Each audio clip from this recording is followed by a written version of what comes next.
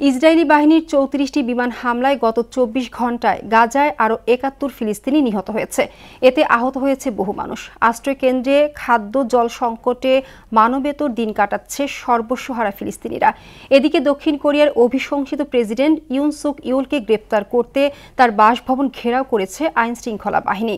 তবে দেশটির স্থানীয় গণমাধ্যমের তথ্য মতে ইউলের সমর্থক ও ব্যক্তিগত নিরাপত্তা রক্ষীরা তাদের প্রতিহত করার চেষ্টা করছে। বিস্তারিত কাজী শাহরিনের ডেস্ক রিপোর্টে। গাজা ভূখণ্ডে ইসরায়েলি বর্বরতা যেন থামছেই না। গত ২৪ ঘণ্টায় সেখানে ৩৪টি বিমান হামলা চালিয়েছে নেতানিয়াহু সেনারা। এতে ৭১ জন ফিলিস্তিনি নিহত হয়েছে এবং আহত হয়েছে বহু মানুষ। স্বজনহারাদের আর্তনাদে গাজায় নেমে এসেছে শোকের ছায়া। ১৫ মাসের লাগাতার হামলায় উপত্যকাটিতে নিহতের মোট সংখ্যা প্রায় ৪৫,৬০০ জনে পৌঁছেছে। এছাড়া আহত হয়েছে আরও লক্ষাধিক মানুষ। আশ্রয়কেন্দ্রে খাদ্যের অভাবে অনাহারে অর্ধাহারে দিন কাটাচ্ছে বহু মানুষ।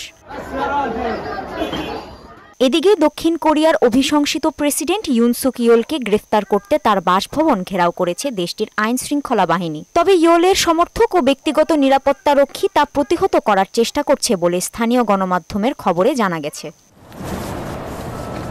দেশটির দুর্নীতি তদন্তকারী সংস্থা বলছে, প্রেসিডেন্ট ইউন সুক ইউলের বিরুদ্ধে গ্রেফতারি পরোয়ানা কার্যকর করা শুরু হয়েছে। সামরিক আইন জারির ঘটনায় দেশটির ২ কমান্ডারকেও অভিযুক্ত করেছেন প্রসিকিউটররা। কাজী শাহরিন, মোহনা সংবাদ।